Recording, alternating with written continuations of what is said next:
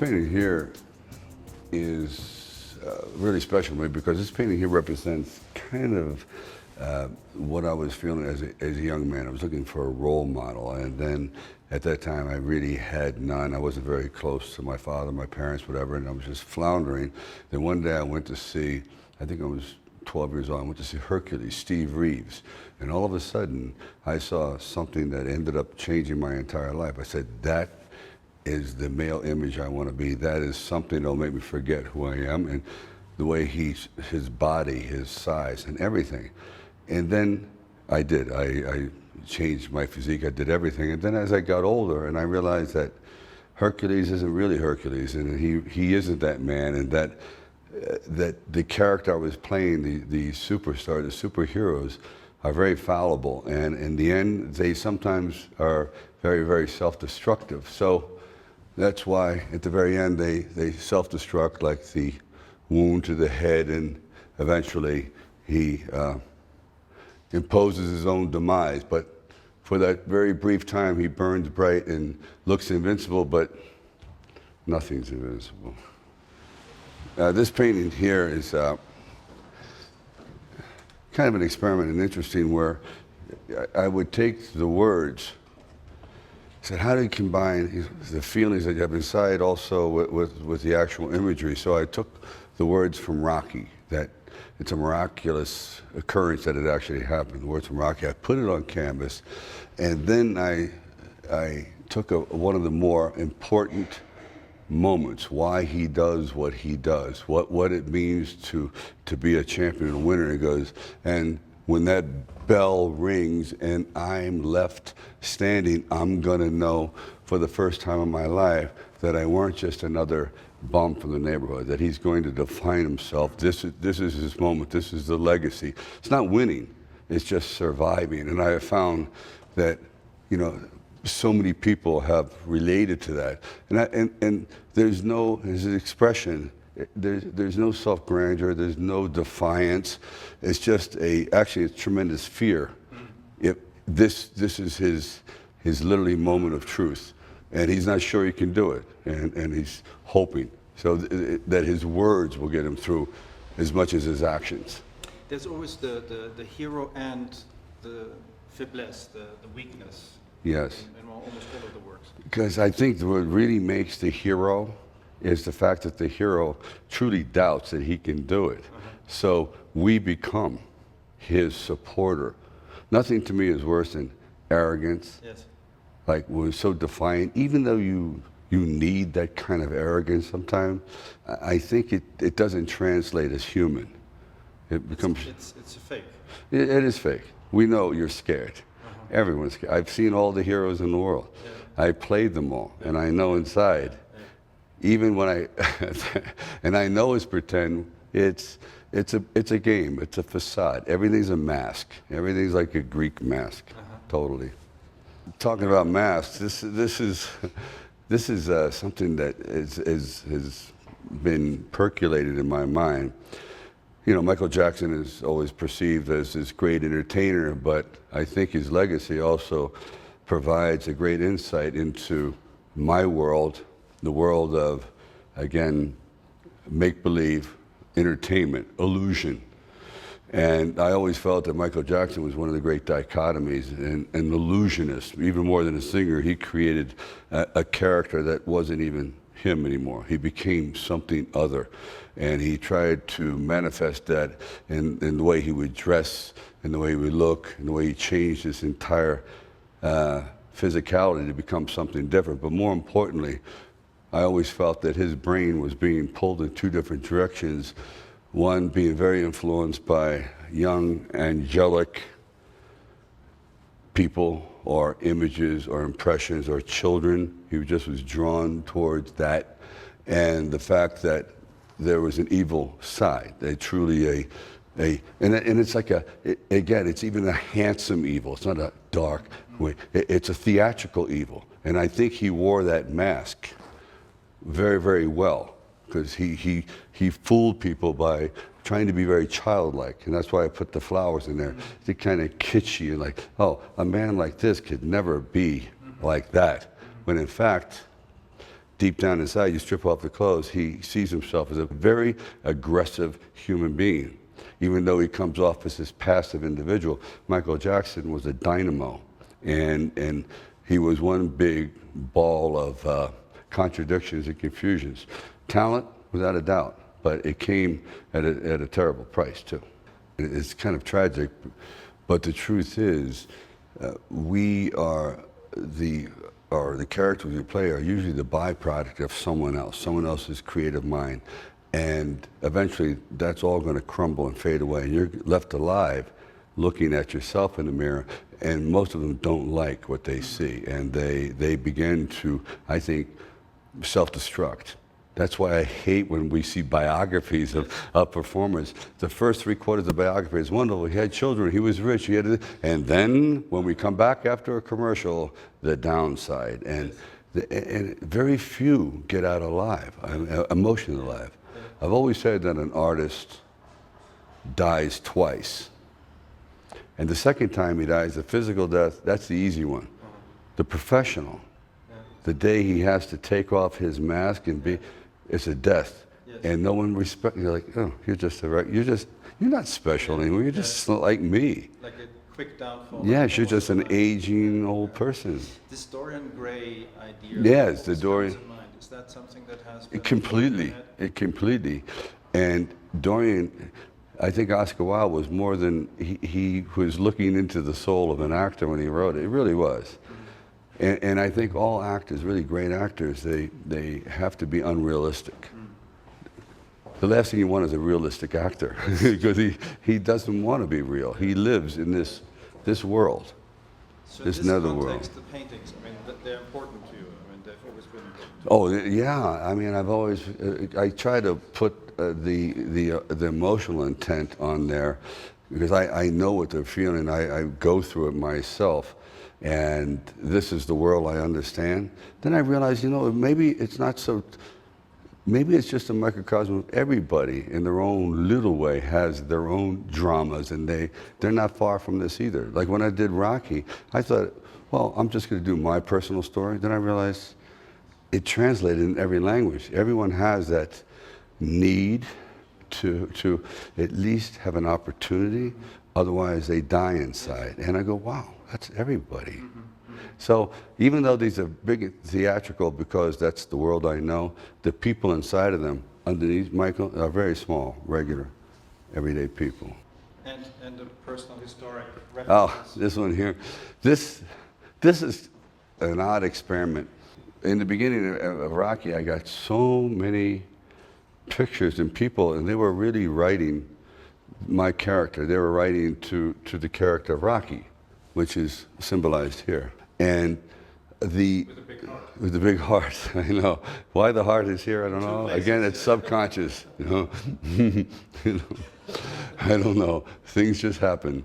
And this idea that he's waving out and reaching out, I wanted to take letters from all corners of the world, and the printing and the words are so beautifully done, and actually some of them actually have a feel as though they're quite antique. The kids don't look contemporary. Many of them look as though they come from the 30s and the 40s, and it's just very odd. So anyway, I put it all down, and the way I sign back to people that have sent me things is I put best of life / Stallone. So I thought, let me write one big giant love letter back to them, but also cover it in a way that it's eternally sealed. This is like waterproof. I wanted to conserve the moment, put my hand here, and it's like I'm reaching out, I'm trying to touch them. So this is just a love letter back to them, in kind of a Stallone way of responding. Very successfully. Thanks. This painting is based on James Dean, and people say, "Well, it doesn't look like James Dean at all." I said, "Well, I think it has I'm trying to capture the feeling of James Dean in the sense that he was very much like many of young men today. They're somewhat lost and they're looking for a role model. I felt that James Dean tried to do something that he really wasn't, and eventually it may even have cost him his life. But on this particular surface here, I try to put a dark base, and then I cover it with a very thick coating of white paint with a heavy oil base, and then slowly peel it away, like we tried to peel away the patina or the armor or the cover of our heroes to see what really makes them tick. James Dean was very influenced by Brando, but he never had that kind of fortitude the size of Brando.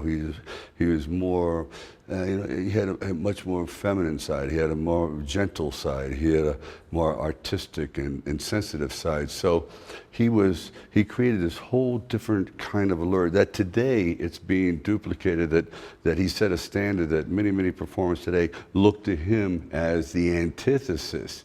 You look at the characters in Twilight or some of the things that Johnny Depp has done, so many have influenced him because what he represents is that male, female, that incredible dichotomy that makes for a great performer, that internal confusion and ability to get their emotions to the surface. Well, here too, I put a patch over because I don't think a lot of the actors and a lot of characters, they really don't see life clearly. They sort of put blinders on and see it the way they want to see it. And eventually, I think he died tragically trying to be something that he really wasn't. And that quite often causes us to self-destruct, is when we try to pretend to be something we're not. And that's pretty much what this great artist he was, for sure. But there was other demons at work. And that usually, in a way, makes for a great performance. Most of the fantastic artists I've come across are completely at odds with their demons. Their work, usually the best work it comes about, is when they're in an unhappy state. That's when they can put forth their true angst, and that's what this is. And the choice of white? The choice of white is kind of a purity factor that nothing quite captured like white. And I thought that he was seen as this virginal character, this fellow who was hadn't been blemished by life. He was revered, almost like a deity.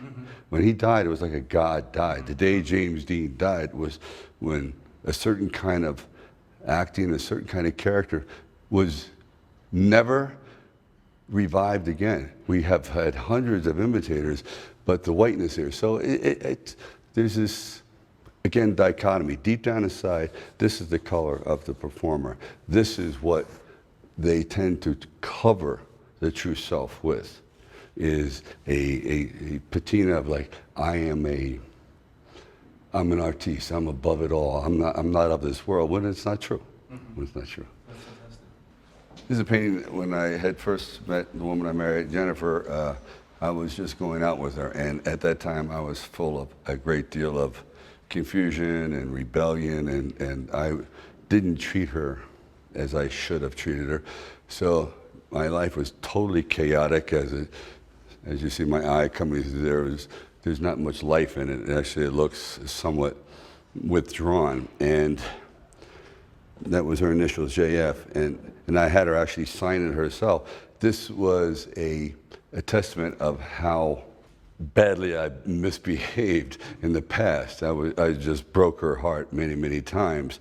So slowly I kept adding to this. Recently is a few months ago, starting back in '88. Before, you start out as like lust and pride and all the things that make you stay away from, I don't want to be owned by anyone. I don't want to be tied down by anybody. I don't want to feel vulnerable to anybody. So you push them away until finally you end up pushing yourself over an abyss. You lose the opportunity to love something. So the explosion that's out of this is an ongoing situation. It's like, this thing will never heal. This thing, if I came back, it would keep going, But anyway, it was like finally, It goes, if you go hurt will eventually, if you stay in there, hurt will equal win. You will survive. And, you know, hurt equals win. I know it's like in 96, but eventually you do. And then finally I signed it, you know, like, sorry. Love you, baby. Just kidding. That's what I love about painting, because I think that if it's the one true communication you can have with, like with writing. Writing is wonderful, but it can be manipulated, it can be edited, and so on. Painting it's the fastest and purest translator of your subconscious. When you have something going on and you hit that canvas, it's hard to fake it. Usually it's pretty true. You can come, and I come back and I look at it a week later and go, whoa, that's what I was thinking? Wow. Whereas in writing, you can change the words a little bit and edit it, and not with painting. Painting is the purest communication from artist to result. Artist to canvas is, to me, numero uno in conveying one's feelings. Can we talk about this one here, which is the first? Oh, this is the earliest. I did this a long time ago. Actually, did it in '74. I knew I wanted to do Rocky. I knew I wanted to tell this story, but it was going around in my head, but I wasn't sure how it should look or feel. So I started out, I said, let me try to put it visually what it is. And I said, okay, he comes from the city, and his world is dark, nighttime, purple. This is a guy who really doesn't have any sunshine in his life. So the city be here, and then I would take, I thought, words from sporting pages, 10 rounds, 8:45 p.m. for money, boxing, professional arena. And it's just one subject, which means this fella here is obviously involved in fighting. So this is Rocky. And I wanted this to be pretty mechanical. I'm not sure why, but I wanted to be not like a painting per se. So I want to be like a cave drawing. So I did his outline. Then I took a blunt instrument like a screwdriver and carved it. So I wanted to carve the character like you would carve a sculpture, and what came out I thought was the right attitude. It just happened. I went, yeah, so I went from that to writing the screenplay. That was before the screenplay was even written. I said, the screenplay was written in late '75. And I did it for almost like 4 or 5 other characters too, but this is the one that survived. And the red eyes? And the red eyes, because you know that the pain, if you look into a boxer's eyes, that's where most of the pain is absorbed, because they see the pain, they see the brutality, and that also is kind of a mirror or a record of what kind of fighter they are. A good fighter would be clean, nice. This is a man who is quite accompanied and quite used to pain. And so he could see that he's accepted his lot, that I'm not a good fighter, but I'm not a great fighter. I fight great fighters. But also using a screwdriver it's a painful thing. It's like Absolutely. Yeah, it was something very interesting about it. I've never done it since. It's just one time. It's just that I felt like I couldn't get it with the brush. I couldn't get it. I tried with my fingernail, couldn't get it. I thought, it's mechanical, something. And that's why all these interesting lines came out of it. Really, And that also was the beginning of me working with a palette knife. I had such a good experience with this. I said, let me take it and see how far I can go with it. And I haven't looked back since, but that was. And I think another early painting is. This is the first time that I was in Iowa in a small hotel room. We were doing a film called Fist, and the woman that was pretty much responsible for taking me out of the shadows, and the first one, not my mother, her name was Jane Oliver. She was my manager, and she died, and she wouldn't tell me she was dying. I just one day heard she's dead. I went, oh. So I went back to my room, and I went down to a hardware store, and I found some implements and paint, a small brush, and I just painted the feeling that, you know, the life's blood coursing from her is like a conveyor belt, and it's flowing downstream, and I just took my heart out, put it on there, and realized it would never be the same. It would just float away. That's why I put the actual date, 6/3/77. The sun obviously is in mourning.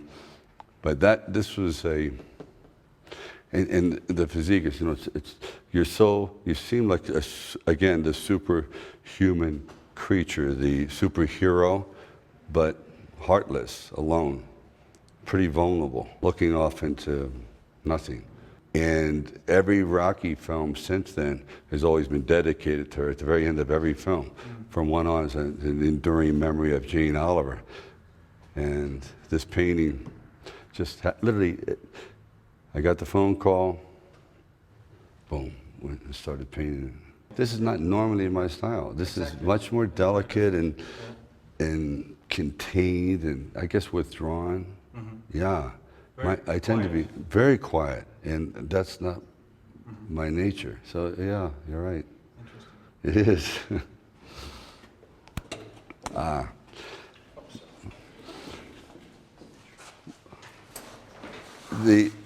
The Menace, the Life magazine, I always was fascinated with Life magazine. The covers themselves, they were usually showing the actors, America's royalty, in the most flattering of lights.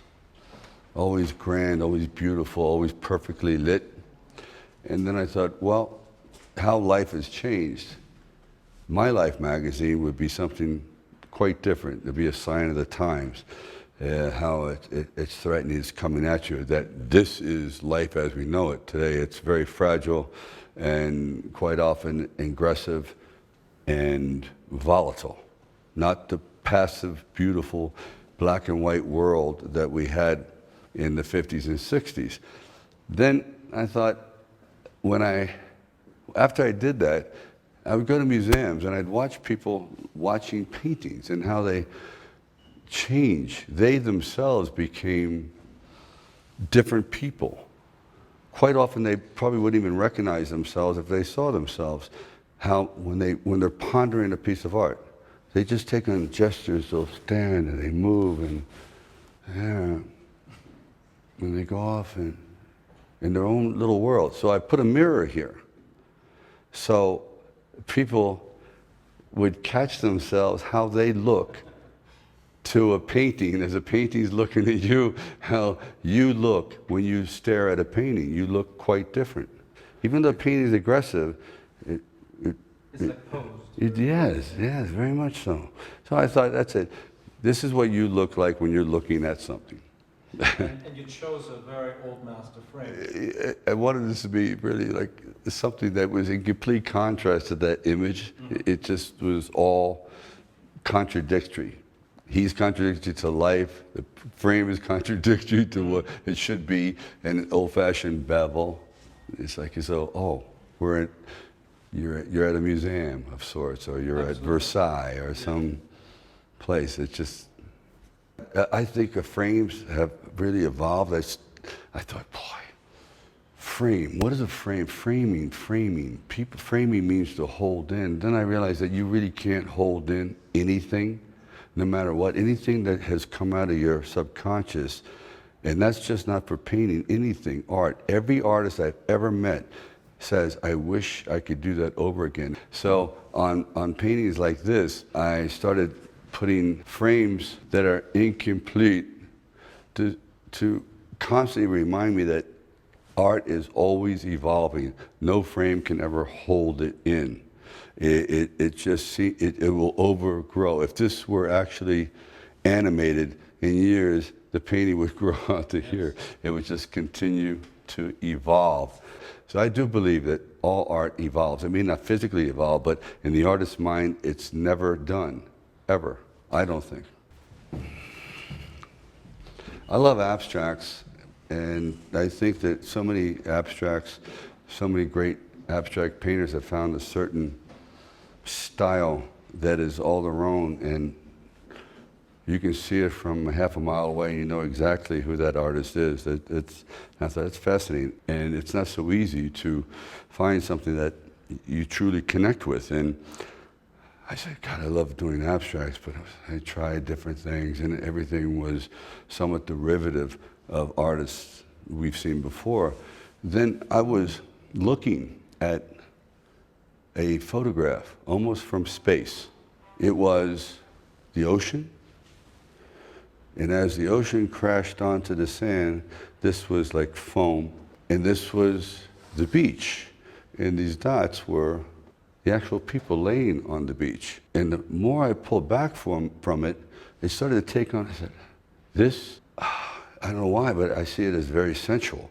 I saw it as the beginning of a style where I've always believed in the joining together of man and woman as kind of a natural union, but it's also a difficult fit at times, because quite often the man, this side, the darker side, needs the nourishment of the female. And on later, and you'll see maybe later abstracts, I started to paint the side of the male, but this section here would always be somewhat faded. It would be transparent, because I believe that the life giver, the woman, has a much more concrete foundation. I believe that's why they've been the subject of so many great sculpture, is the female form in its solid base. And the man, by mere nature, and also some of the pressures put on him, quite often needs the support constantly to keep that faith in himself alive. There's always that void. I think that mother void, it's never ever full. It never, at least the men I know, no matter how rugged they are, there's still that little part of him, that young child inside, that still cries out to be protected. And people say, oh no, but I've seen it. So the red strip, of course, it becomes very sensual to me, and it becomes a matter of the joining of the sexes. So it's a sexual act, and this is the first one. This is like the prototype. The other ones have been a little bit more defined than the other abstracts, but this was the basis for the first one, and very personal afterwards. But I love that imagery because it's extremely volatile, yet over here is very, very passive. These two passive entities come together, and when they join together, sparks fly. I mean, this is the most important union in life. This is what I think so much of art is based on, is that coming together either joyfully or unhappily. So much in the union of male and female. If it's a joyous occasion, it can be. If it's not, it has to come out. Usually it's so many artists that are tormented, or people that achieve things in their life. It's all because that union has not been satisfactory, so they have to become successful or try in some other fashion, which in some ways is a good thing, because it's created some incredible art and literature because of the sexual angst. That's fantastic. Does that make sense? Oh, absolutely. If you're just winging it to try for sensationalism, say, oh, and people come, God, that's really bold, that's amazing, but there's nothing behind it. When I find I'm actually painting an emotion. That's a female side and that's a male side. It really influences the way you apply the paint, the pressure, and the coloration. I mean, it really does. If you are actually going in with a plan and not, as we say in the world of acting, ad-libbing. You're just ad-libbing. Or as they say, your feet are moving so fast, you can't tell if your shoes aren't shined. In other words, you're actually trying to convey something. That's why I look at some of the masters' abstracts, and at first you go, ah, and then you look at it and you go, whoa, now you get it. You can feel that this man was bleeding over this canvas. He was just pouring it all out because he was trying to convey. He's actually trying to reach out and give you a piece of his body. Every time, I think a great painting is like you literally took a piece of his soul. This is when I was going through a series which I really enjoy doing, looking at actors who had one face for the public. This was supposedly at the time the most famous comedian in the world, W.C. Fields. And everyone saw him as this lovable buffoon, but in fact he was an incredibly intense, pained, orphaned, unhappy individual who trusted nobody. And no matter how much glory he reaped from his audience, he hated himself, and he hated his life, and eventually he just withdrew and withdrew until, like the time says, like 11 o'clock or 12 o'clock, usually it means the end of one's life, until he just self-destructed. And it was all he cared about was, I need money, because he lived so poorly, he never was ever paid, he had to be paid in gold, just gold. He wouldn't accept dollars. He didn't believe it. He never went to a bank. He buried it in his backyard, really.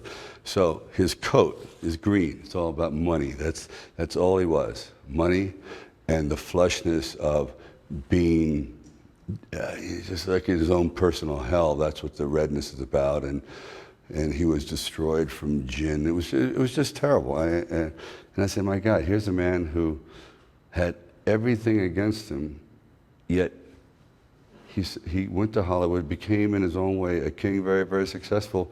But those early years, you never can escape them. Quite often they make you a prisoner to your past, and all the glory, you still can't get past the fact that you had no love coming up. You were never appreciated. There's always that insecurity, that darkness, and that mistrust.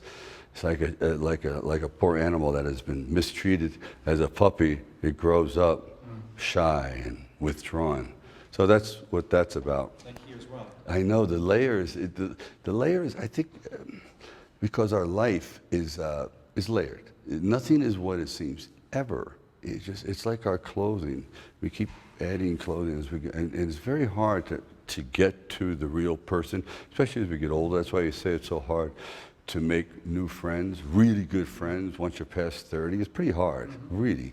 You make acquaintances because we put on so many layers and we have so many protective coats of varnish that it's hard to get through. Well, like this is sort of a painful subject. When this is my second marriage with Bridget Nielsen, and I thought she was this extraordinary creature, and she was, but it was just not meant to be. The entire union was entered into under false pretenses, and it never was to be. And that's why the black is beginning to encroach here, and because she was blonde, but it's saying that we should have just covered this entire relationship over, like you would cover an asphalt road. Just start over again. Just bury that entire life in '85. And that's what this is all about, how this encroachment of the black is eventually going to envelop this and start over. And that's what I did with the wonderful woman. But that's what this is about. There's no love in the eyes. There's no attachment. It's as cold and unforgiving as possible. It's just a marriage made in a hellish situation. And the biggest clock in all of your paintings that Yeah. you've done so far. And Because you this again and again as a symbol. when I was married at this time, this became a big public affair, and I was married at Blenheim Palace, and everyone knew about it. So the time I spent with her was chronicled in all the papers, and it was just very, very obvious. So there was nothing subtle about our time together, and that's why I put the clock there. It's like this intruding thing, because the marriage lasted maybe 300 days. So the clock was very. Clock is very important to me in all facets of the arts, because there's never enough time in your life. At least I've always felt that way. So I've been very driven by the clock. It's fascinating. I'm surprised I'm not a watchmaker. Like, if I had one, I'm fascinated by it. So this was early on in the relationship, but you could see the darkness of the hands. This was a complete and utter misunderstanding of emotions. Yeah. But the clock is used also in this particular case because time is running out, but you also use it to symbolize at what stage of life. Yes, exactly. If we start at 1 being the very birth of the relationship, this is 9. This is when I knew. I was in '86. It was over. So this was the good times were gone. This is kind of depressing. I was doing again. A lot of my films are based on my experience in an alternate universe, which is filmmaking. We are trying to duplicate life, but not really. We can't. We can only fake it. We can only do it in a superficial way. So this is a film I was doing Tango and Cash, and the constant questions, yes, no, people believing it, am I coming across, are my emotions fake, is this ever, are people going to buy what I'm doing, so close yet not. You never, when you're out there pretending to be someone, you're never satisfied with, you always feel as though you've failed. So performers are always in a constant state of insecurity. They may say they nailed it, but I've never heard anyone ever say they couldn't have done it better. So it's these constant choices of making. So I did this in a very kind of like a blueprint way, and not trying to put too much detail in there. That it's out of our hands. Our performance and everything else are really at the behest of the director. He is God. We are merely just his stick drawings. We're his tools, his vessel to create his film. We are not the hub. We are just the spokes on his wheel. So that's what that's about. And that's also where you start to expand over the canvas. Yeah, I started to move it out. Should I do this? Because I started with, I did a painting with Rambo at home, and in the films, it just this constant explosion. I said, you can't, I said, if you were able to carry out the explosion on film, it would go right onto the curtains and onto the audience. It would just keep going. So I thought, let me try to have the painting continue to arc forward, that it's encroaching literally beyond its bounds, that there is no limit to perhaps its influence. It just wants to continue to move out, like a living creature. It's like reaching out. Yes, reaching out. It's like vines. It's moving out, and I just thought I felt it kind of fascinating, and I cover it in a very, very heavy industrial varnish that's used primarily for yachts, for industrial purposes. And it makes, I don't know, there's something nautical. I love the idea that it's a working man's varnish. It's not meant to be delicate. It's meant to be substantial and like concrete. It's grounded and heavy, and it gives it its amber glow. Is it also part of that quest for eternity? Yeah, that it's funny. The varnish also makes the painting almost impervious to the elements. If this were to go outside and be snowed on, it wouldn't affect it at all. Like a boat, like a piece of machinery, like something that you wouldn't imagine. You know, art is always so fragile. Like, my God, if the temperature is down. I said, what if I made art that would be confrontational? And you could put it outside there and nothing's going to happen to it. It's as safe as your car or a house.